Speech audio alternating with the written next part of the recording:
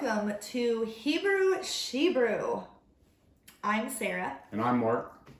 And we are glad you guys are here. We are studying the Torah portions through the lens of relationships. Relationships when it comes to husband and wife, relationships to potential spouses, to children, to our family members, and also, of course, our relationship with God as well. So we are glad you are here. Make sure you like and subscribe to this channel so you can get notified of future videos as well. So let's dig in. So the portion that we are looking at this week is called Vayeshev. It is in Bereshit, or Genesis, chapters 37 through 40. We're going to dig right in and go to chapter 37, verses 3 and 4. Okay. Want to read that? Sure. 3 and 4. Now Israel loved Joseph more than all his sons, because he was the son of his old age, and he made a vari-colored tunic. And his brothers saw that their father loved him more than all his brothers, and so they hated him and could not speak to him on friendly terms. Not good. Not good at all. So what are we kind of seeing here? We're seeing that the children tend to emulate their parents' behavior. In previous portions, we saw that Leah and Rachel, they fought each other for Jacob's attention. And now we're seeing the children that have grown up with this, they seem to be engaged in that same quarreling over their father's attention. Isaac and Rebekah, they showed favoritism for Esau and Jacob. And now we see Jacob showing favoritism for Joseph. And it's part of the source of the brothers' quarrels. So what we want to look at here is, do you recognize behaviors that have resurfaced in your adult life, behaviors from your parents? Well, praise Yah for the good behaviors you have inherited from your parents. But we need to ask Yah to help you put a stop to the negative behaviors in order to break that cycle and not pass them on to your children. Yeah, you know, it's a matter of seeing, okay, what kind of behaviors am I seeing from my parents? And am I doing those exact same things? You know, am I being a cookie cutter of my mom, or am I being a cookie cutter of my dad in regards to either love or hate, or either kindness or not kindness, you know, evilness kind of thing. And so it's a matter of figuring that out and be like, okay, do I want to raise my kids in the same environment, or do I not? If you were raised in a good environment, then that's awesome. Then of course you want to go ahead and have that in your life as well. But if you weren't raised in that good environment, then you want to go ahead and stop that now with your generation. You want to go ahead and stop that now with your kids' generation, so they're not continuing to do that same kind of evil or hatred, I guess. So it's a good thing to just go ahead and have a discussion with your potential spouse, or even if you're already married, to have a discussion with your current spouse, your spouse, about the generational behaviors, the similarities and differences that you have with your parents. There's some things that you want to go ahead and continue with. They're good things. They're functional things. You know, there's other things that you want to go ahead and stop. Now, you do have to stop it. That doesn't mean that Elohim is not going to grant you his strength, wisdom from his word, strength and wisdom through his spirit. But you have to want it. You have to stop the behaviors. You have to put in the effort, the time, the patience, the endurance. You can end a generational behavior, but you have to do it. Yeah, you know, you have to put in the work. It's not just going to happen overnight. You need to go ahead and do the work as well. You need to study God's word and be like, okay, how am I supposed to treat my spouse? How am I supposed to treat my kids? What do I need to go ahead and do? And what do I want to be able to see in a potential spouse as well? Definitely. Yeah. We're going to move on to chapter 38, and we are going to read verses 7 through 10. And 38:7 says, "But Yehuda's firstborn, was evil in the eyes of Yah, and Yah took his life. And Yehuda said to Onan, Go into your brother's wife and marry her, and raise up an heir to your brother. And Onan knew that the offspring would not be his, and it came to be, when he went into his brother's wife, that he spilled on the ground, lest he should give an offspring to his brother. But what he did displeased Yah, so he took his life too." So we see a couple different behaviors here. There's the idea of being evil, which we see of It says that he was evil in the eyes of Yah. We also see that Onan did some things that were evil. So there's a little bit of a difference there, but in both cases, Yah took their life and took them out of the way. Yeah. And why is that? Why were they evil? Well, we have to go back to Genesis chapter 1 to really get that good definition of what is good, what is tov. So when Yah said that something was good, that it was tov, it means it was functioning according to the purpose for which he created it. Yeah. So if something is the opposite of that, the evil, that means it is not functioning in the intended purpose for which it was created. Mm-hmm. The purpose we see ultimately as we move on through the story is that this line from Judah was to produce the kings, King David, and ultimately Messiah Yeshua. Mm-hmm. But they were not doing these things, so they had to be removed. That is what was evil. They were not functioning in their created purpose. Yeah. That's why they were not doing what was good in the eyes of Yah. So how can you, how can I, how can your potential spouse know that we are doing what is good in the eyes of Yah?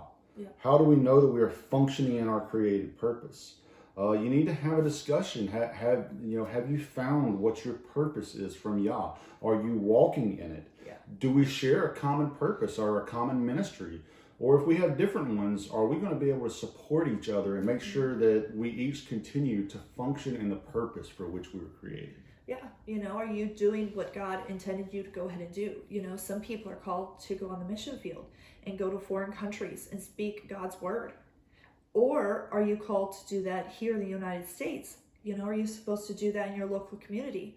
Maybe you're supposed to volunteer together in the nursery. Maybe you're supposed to, bring food to somebody who is shut in, who's not able to get out. Maybe you have financial means that you could go ahead and help pay for a couple people to go to a Sukkot feast somewhere. What is your purpose in regards to that? I mean, some people are amazingly blessed with awesome, incredible jobs that they are able to go ahead and financially help other people to be able to either go on the mission field or to be able to go to a feast, where somebody else is not able to go ahead and go. So it's a matter of figuring out, where's your purpose? Is your purpose in writing little notes to people? That's a great purpose to go ahead and have as well. It doesn't have to be huge and grand in regards to, oh my gosh, I've, whatever it might be, it doesn't have to be huge like that. It can just be something where it's like you sit down and you just pray for people. That is an incredible ministry to be able to just sit down and just be able to pray for people too. We've got to understand that it's good in the eyes of Yah. Yeah. Not necessarily in the eyes of people. Of man. What does God's word say? What does he want you to do? Yeah. So you got to figure that out. We're going to talk some more about that. Yep. We're going to move into the end of this chapter, and we're going to read verses 27 through 30. Sure. And it came about at the time she was giving birth that, behold, there were twins in her womb. Moreover, it took place while she was giving birth, one put out a hand, and the midwife took and tied a scarlet thread on his hand, saying, this one came out first. But it came about, as he drew back his hand, that, behold, his brother came out. Then she said, what a breach you have made for yourself. So he was named Perez. And after his brother came out, who had the scarlet thread on his hand, and he was named Zerah. So this particular portion we may glaze over from time to time. We may find it interesting because it does tell us a little bit about the genealogy of the kings, of King David and Messiah Yeshua ultimately. But there is something that I want to bring out here, and that is that Zerah got his hand out first, but Peretz did not give up. Yeah. Somehow he maneuvered his brother back into the womb or the birth canal, and he came out first, and he became the firstborn and the ancestor of King David and the Messiah Yeshua. Peretz was tenacious. Yeah. He did not give up. No. So let's look at that and say, does that reflect me? Can I find myself in that story? Am I tenacious? Do I endure? Am I willing to struggle for a worthwhile goal? What about this person that you may be looking at as a potential spouse, a possible match for yourself? Yep. Are they persistent or are they a quitter? Yeah. Do they quit the jobs right after another? Do they only have a job for a month or 6 months or a year? Or do they have a job for 10 years, 15 years, 20 years? What kind of consistency do they have in their life? Look at doing a puzzle, a puzzle of 100 pieces. Do they give up when they only have 10 left? Or do they give up when they have 5 left? Or 99 left because they decided not to do it. It's a matter of figuring out, okay, how much tenacity do they have? What is their goal in life? Or do they just give up because they give up? You don't want to. All of us know somebody who is a quitter in their life. We all see, let's look at a little child for an example. Little kids, they give up super easily because they get tired or frustrated. Well, it's because they haven't learned yet. But somebody who's in their 30s and 40s and 50s, that's a different story. I don't think you want to be a part of something like that. And if that's you, who you are like that, guess what? You can change. You can allow God to go ahead and help mold you and change you and be like, okay, God, I really need your help in this matter. I really need your guidance to be able to show me, what do I need to go ahead and do? How can I be consistent? How can I show tenacity? How can I show, the go-getter kind of attitude to move forward? If they can't show that now, then what's going to happen when things get tough? Because things are going to get tough. Yeah. At some point in your relationship, things are going to get tough. So, you need somebody who's going to stick with you. Yeah. Someone who has that loyalty, that consistency, that tenacity. Yeah. Yeah. Yeah. In chapter 39, we're going to read verse 3 and verse 23. They're basically communicating the same things, but it's different characters. Yosef is the same, but we've got 2 of his different masters, one Potiphar, and then we've got Potiphar's other servant, the prison warden. And these are the different characters, but it's saying 2 basic statements about Yosef. So in verse 3, it says, and his master, that is Yosef's master, saw that Yah was with him, and that Yah made all he did to prosper in his hand. And in verse 23, again speaking about Yosef, the prison warden did not look into any point that was under Yosef's hand, because Yah was with him, and whatever he did, Yah made it to prosper. Yeah. So 2 points that we're taking away from this thing. One, it became obvious to others that Yah was with Yosef. Yeah. But why? Did he have a different attitude? Did he speak different words? Did he perform different actions? Did he have a different perspective or outlook on the world, on life, and everything around him? Mm-hmm. It became obvious to his masters, and more than likely to everybody else around him, that there was something different about Yosef, and it was different in a good way. Yeah. We can probably see a lot of people that we see, there's something different about that person, but it's not so good. Yeah. But you want to be shining the light in such a way that people can just look into it. There's something obviously different about that guy, that lady, and I want to be a part of their life. Yes. You can tell that just talking to people over the phone, in regards to if they're smiling or not smiling, if they're crabby or not crabby, what kind of attitude do they have. You can sort of tell that from somebody over the phone, or even going through a drive-thru. I mean, all of us have gone through different drive-thrus, and there's like, oh, you gave me bad attitude, versus other drive-thrus you go through for food, and they're like super happy and excited, and which one are you going to go to more? Probably the one that's super happy and excited, just because they make you feel good.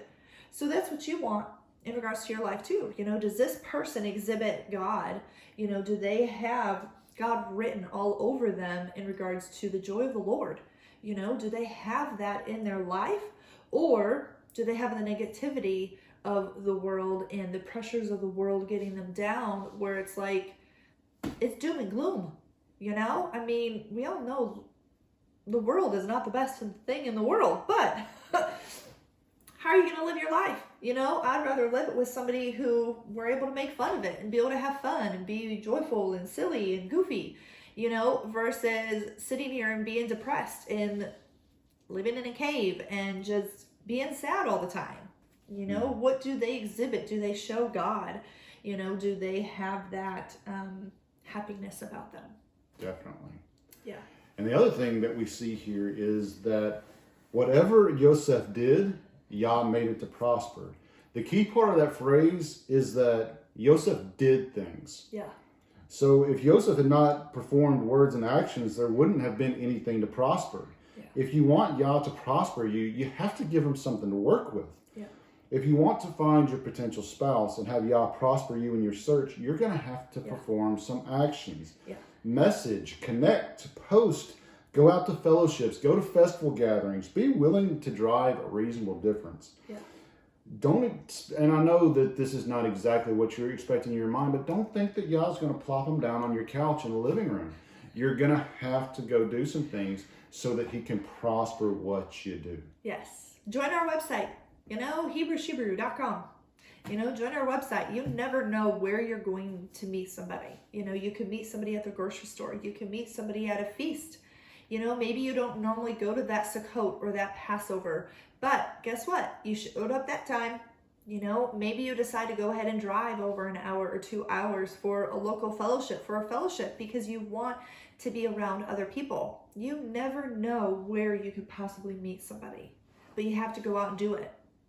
Go do some things and allow Yah to prosper what he wants to prosper in the actions that you take. Yes. Yep. Verse 9 in chapter 39. Yeah. Basically, what we've got here is a conversation that's going on between Potiphar's wife and Yosef. We all know the story well, so we're just going to read verse 9. Yeah. It says, "No one is greater in this house than I." This is Yosef speaking. "And he, Potiphar, has not withheld whatever from me, but you, because you are his wife. And how shall I do this great evil and sin against Elohim?" Yeah. So we've already talked about evil a little bit. Interestingly enough, this word does come up about 6 times in this parsha, translated in various ways. But we've discussed that evil, the opposite of good, is not functioning in your created purpose, your intended purpose, whatever Elohim has for you to do at that time. Yeah. So what was Elohim's purpose for Yosef at this time? He was serving Potiphar. Mm-hmm. He was managing Potiphar's household in order to protect it, to guard it, and to cause it to prosper. So this thing that Potiphar's wife was trying to entice Yosef to do was clearly in conflict with that. Yeah. Because Yosef was to protect the household, not to defile it. Yeah. And that's what was being enticed of him. So we have to just make sure that once we have discovered our purpose, what Elohim created us to do in this season of our life, it may not be the same thing all the way through, but in that season of your life, what is that purpose that he has given you to do? Yeah. And that you are ensuring that there's proper boundaries up, that things are not interfering with that. Like we see here, Potiphar's wife was an interference. It was trying to corrupt the path.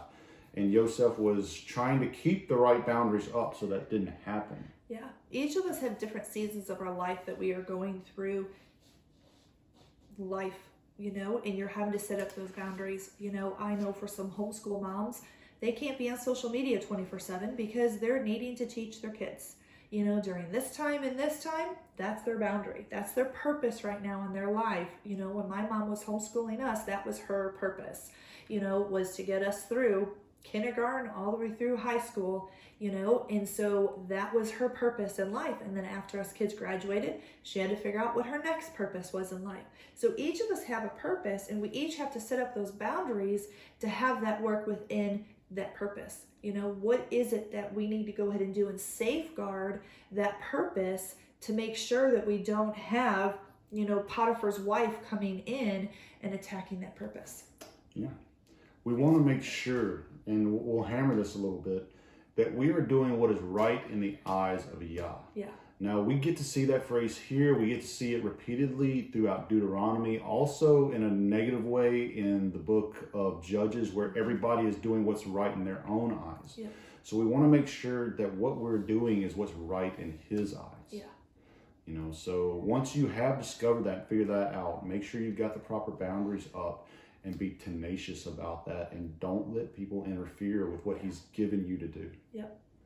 That's good. Moving on to chapter 40, we're not going to read it. We are just going to talk a little bit about some of the things that are going on there. So Yosef was still doing what he was supposed to be doing. He was in the house of the prison ward. He was serving and over all of that. But he was doing what he was supposed to do in the place where Elohim had placed him. Yeah. But this put him in the position to be able to serve Pharaoh's servants, to make the right connections so that he could be elevated out of prison into the future that Elohim had planned for him. Thing is, what would have happened if Yosef had decided to quit along the way? He had a long road. This road that he was on took 12 to 13 years to get him from when he was abducted out of his land and out of his father's house to the place where he would be standing before Pharaoh. 12 to 13 years. So what if he had decided along the way to quit? It's like, I can't do this anymore. I'm just quitting it. No. We have no idea what would have unfolded then, but we do get to see that Yosef also displayed tenacity, endurance, patience. He kept on working on his path. He kept on working on himself. You know, it may be that you find yourself right now in a less than desirable situation. All of us have found ourselves in that in different seasons of our life. But the thing is, what are we doing inside of that less than desirable situation? Are you still walking in your purpose? That is what Yosef was doing. It was in a less than desirable situation for a long time, but he continued to walk in the purpose that Elohim had given him. And Elohim continued to prosper him and move him along the path. So turning this inward, have you given up or are you enduring? How about a potential spouse? When they survey the dating landscape, what do they see when they find you? Do they see one who is giving of themselves, who serves? Or do they see someone who has given up and is only serving themselves, wallowing in self-pity, whatever we want to call it, that picture that we get? The key is we want to continue to work on ourselves. Become the man or woman that brings out the best in others and work on becoming a catch. You know, it's a matter of, okay, are you going to be a bowl? Are you going to be a plate? Are you going to be a vase? You know, are you going to be a little dreidel? You know, what is your purpose in life?